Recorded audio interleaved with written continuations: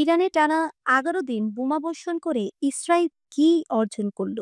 যুদ্ধবিরতি ঘোষণা দেওয়ার সময় ইসরায়েলের প্রধানমন্ত্রী বেনিয়ামিন নেতানিয়াহু দাবি করেছেন ইসরায়েলের লক্ষ্যগুলো অর্জিত হয়েছে, কিন্তু তার এই দাবি যে সমস্যাজনক সেটা নিঃসন্দেহে বলা যায়।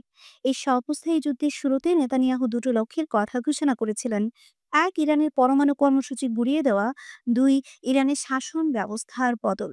ইরানের পরমাণু কর্মসূচি কি গুড়িয়ে দেওয়া গেল? উত্তরটা হবে না।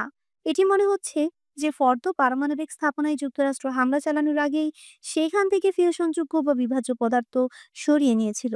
ইউরেনিয়ামের এই মজুদি ইরানের হাতে থাকা পারমাণবিক কর্মসূচির সবচেয়ে গুরুত্বপূর্ণ অংশ।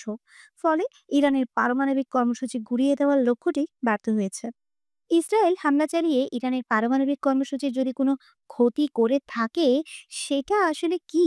এই প্রশ্নের উত্তর এখনো পরিষ্কার নয়। ইরানের পারমাণবিক স্থাপনায় বাংকার বাস্টার বোমা দিয়ে হামলা চালাতে যুক্তরাষ্ট্রকে রাজি করাতে সক্ষম হয় ইসরায়েল, কিন্তু এর বাইরে এই আক্রমণ অভিযানে ইসরায়েল যুক্তরাষ্ট্রের সহায়তা পেয়েছে খুবই সামান্য। ইরান যতক্ষণ পর্যন্ত তাদের পারমাণবিক স্থাপনাগুলো বিদেশি বিশেষজ্ঞদের প্রবেশের অনুমতি দিচ্ছে না, ততক্ষণ পর্যন্ত ক্ষয়ক্ষতির প্রকৃত চিত্র নিরূপণ করা কঠিন। ইসরায়েল কি ইরানে সরকার পরিবর্তন ঘটাতে পেরেছে? এর সংক্ষিপ্ত উত্তর হলো, উল্টো ফলটাই বেশি হয়েছে। ইরানের বিভিন্ন নিরাপত্তা সংস্থায় নেতৃত্বে থাকা সামরিক নেতাদের হত্যা করে ইসরায়েল চেয়েছিল দেশটির শাসক দলের বিরুদ্ধে গণ অভ্যুত্থান উস্কে দিতে।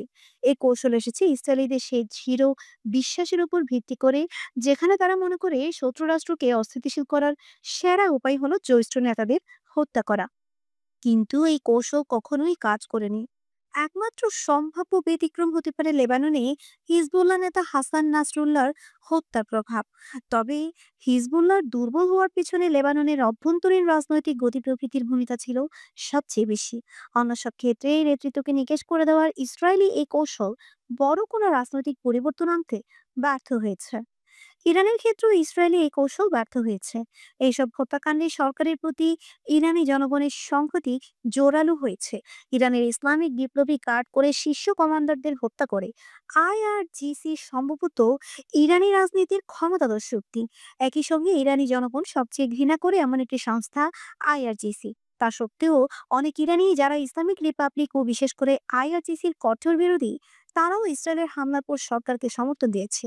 ইরানিরা ইসরায়েলের এই হামলাকে সরকারের উপর হামলা নয়, গোটা ইরানের উপর শত্রুর আক্রমণ হিসেবে দেখছে। ইরানি শাসকদের প্রতীকগুলোতে ইসরায়েলি বোমা হামলা কেবল পরিস্থিতি আরো খারাপ করতে পারে। এভেন কারাগারে বিমান হামলা চালায় ইসরায়েল। রাজনৈতিক বন্দীদের দমন পীড়নের জন্য এই কারাগারের কুখ্যাতি আছে।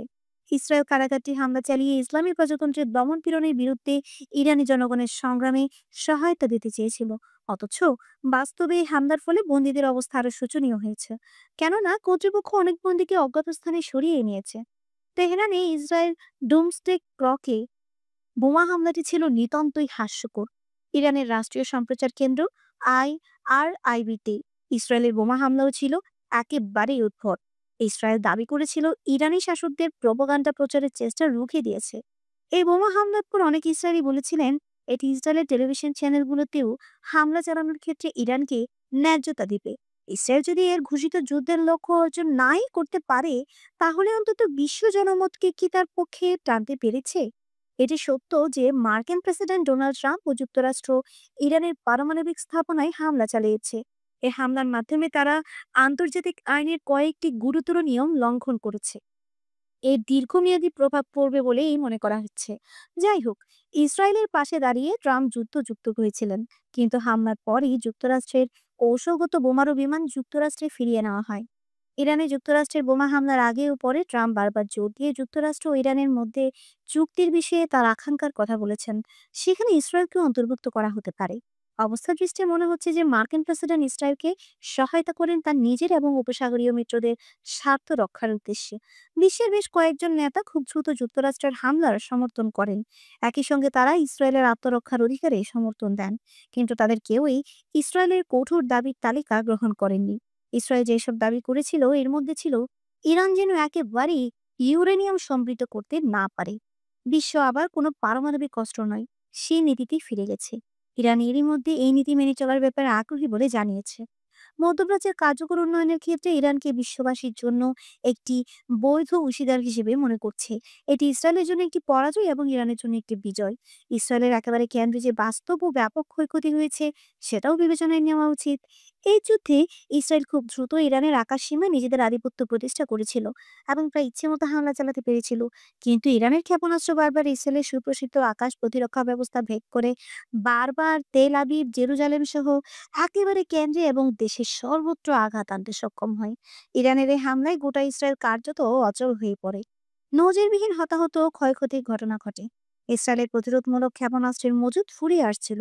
খুব দ্রুত সেই শূন্যস্থান পূরণের আশা ছিল না। অর্থনীতি দ্রুত ভেঙে পড়ার মুখে পড়ে। এটি ইরানের জন্য আরেকটি বিজয়। ইরান যুদ্ধের ক্ষত ও বোমা হামলার মধ্য দিয়ে নতুন ইরানের জন্ম হয়। শত শত মানুষের প্রাণহানি এবং নির্বিচার বোমা হামলায় ইরানের ক্ষয়ক্ষতি ছিল বাস্তব, কিন্তু শক্তিশালী ইসরায়েলি বাহিনীর মুখোমুখি হয়েও ইরান মাথা নত করেনি। ইরানের ক্ষেপণাস্ত্রগুলো ইসরায়েলিদের বাড়িঘরে আঘাত এনেছে, কিন্তু তাতে ইরানের ভাবমূর্তিতে একটুও আঁচড় লাগেনি। কেননা বিশ্বের বেশিরভাগ মানুষ ইরানকে ইসরায়েলের আক্রমণের ভুক্তভোগী হিসেবে দেখেছে। ইরানের পাল্টা পদক্ষেপ নেওয়ার সুযোগগুলো তাই তীব্রভাবে বাধাগ্রস্ত হয়নি। কাতারের মার্কিন ঘাঁটিতে প্রতিশোধমূলক হামলার কথা আগে থেকেই সতর্ক করে ইরান খুব সফলভাবে উত্তেজনা প্রশমন করতে পেরেছে। ইরান যথেষ্ট শক্তিশালী পক্ষ হিসেবে নিজেকে উপস্থাপন করতে পেরেছে। ফলে ট্রাম্প ইসরায়েলকে সতর্ক করে দেন যে যুদ্ধবিরতি তারা যেন ভঙ্গ না করে। ইরান এমন একটি শক্তি হিসেবে আবির্ভূত হলো যে শক্তি হিসেবে তারা দাঁড়াতে চেয়েছে। ইরান দৃঢ়ভাবেই দাঁড়িয়ে আছে। ভবিষ্যতের সম্ভাবনার কথা ইরান জানিয়ে দিয়েছে।